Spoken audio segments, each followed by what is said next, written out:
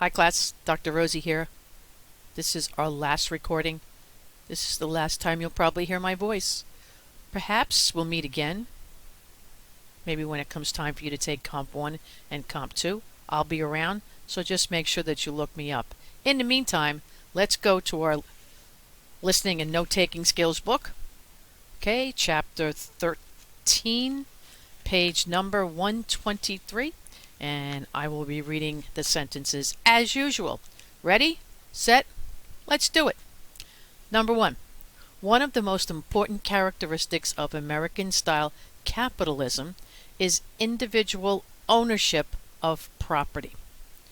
Another important characteristic is free enterprise. This means the freedom to produce, buy, and sell goods and labor without government intervention. Number 3, the idea in a pure capitalist system is for the government to take a laissez-faire attitude towards business. Number 4, because the costs of polluting the environment can affect all members of society, the government uses various legal means to try to protect the environment and make companies comply with certain government regulations. Number 5.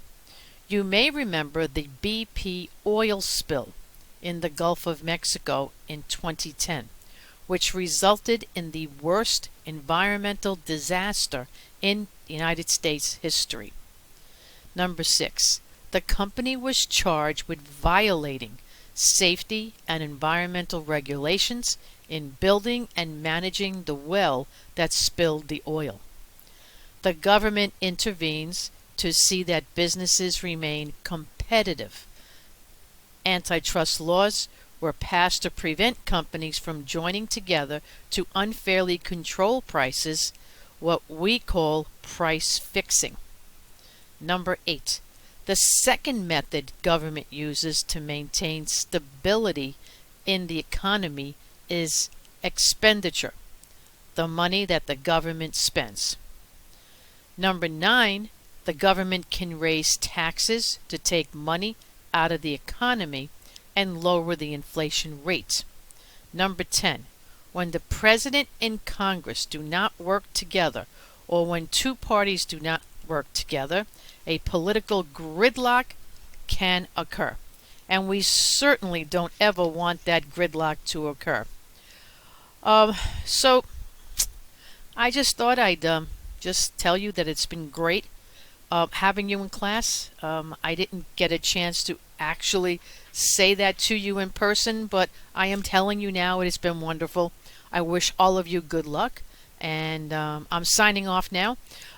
Before I go, some of these sentences have 2 words in them, and more than likely the sentence question that I will ask will only require 1, but you'll have all of them here on the page, so it doesn't matter. So good luck, and have a great day. Bye-bye for now.